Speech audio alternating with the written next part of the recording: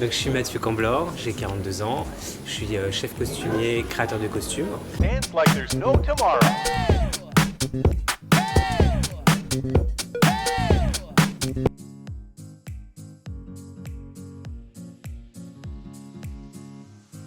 J'ai commencé à faire une école de mode donc, qui s'appelle l'ISA, l'Institut supérieur des arts appliqués. Suite de mon école, j'ai fait un stage pour Canal+, en tant que styliste télé. Et du coup, ça m'a amené à rencontrer des actrices et comédiennes qui m'ont demandé de faire des costumes ou pour leur pièce de théâtre ou pour une série. Et de là, je suis arrivé à faire ce métier depuis 15 ans.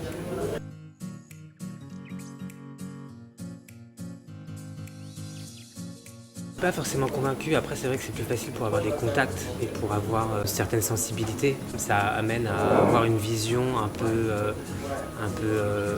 plus claire de ce qui est le vêtement, de ce qui est l'approche du costume. Mais après, j'ai déjà rencontré des personnes que j'ai pris en stage pour les former au métier d'habilleuse, qui est la continuité du chef costumier en fait. Parce qu'une habilleuse, c'est elle qui va aussi porter le projet sur le film.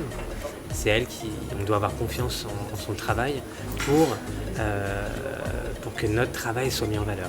Et donc du coup, c'est vrai que j'ai formé des habilleuses qui maintenant deviennent costumières. Et puis après costumière, là ça peut être chef costumière et créateur de costumes.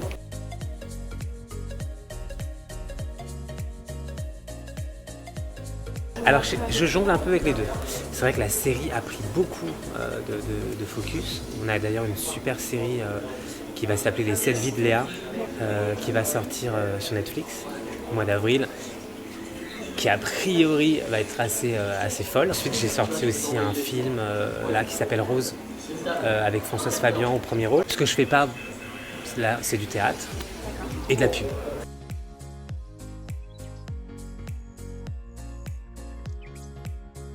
J'ai une anecdote qui est très très drôle. C'était sur mon premier projet, donc cinéma. Donc c'est pas cinéma, c'était série télé.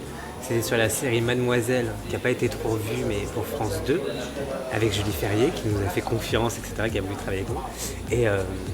Et on ne savait pas, on faisait l'habillage, mais on n'avait jamais été habilleur. On avait fait tous les costumes et elle nous avait demandé pour qu'on la suive de faire l'habillage, etc.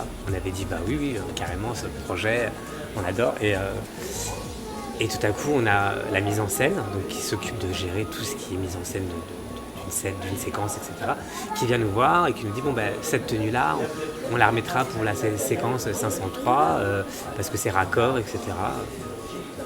On s'est regardé, on a dit c'est raccord.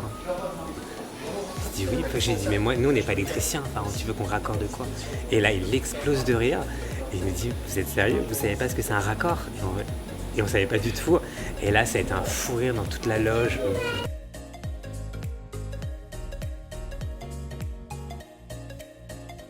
Je te disais, il n'y a pas de... Enfin, nous, on est arrivé, on est arrivé directement en haut de l'échelle et on a appris, donc du coup, avec les personnes en dessous, si je puis dire, même si c'est pas... Voilà, avec c'est 2-3 postes en fait, hein, costumier et habilleuse, c'est clairement 2 postes. T'as ceux qui commencent habilleuse, costumière, etc. et qui se forment comme ça, qui montent. Et t'en as d'autres comme nous, hein, ça arrive, hein, qui sortent d'école aussi, qui font des rencontres avec des réalisateurs, des jeunes réalisateurs, ils font un premier film ou un court-métrage. Et puis c'est comme ça que... Après, il faut avoir du goût, il faut beaucoup travailler. Donc, quand on aime, on ne compte pas. Il y a de la passion, évidemment. Et puis t'apprends tout le temps, en fait. C'est hyper enrichissant.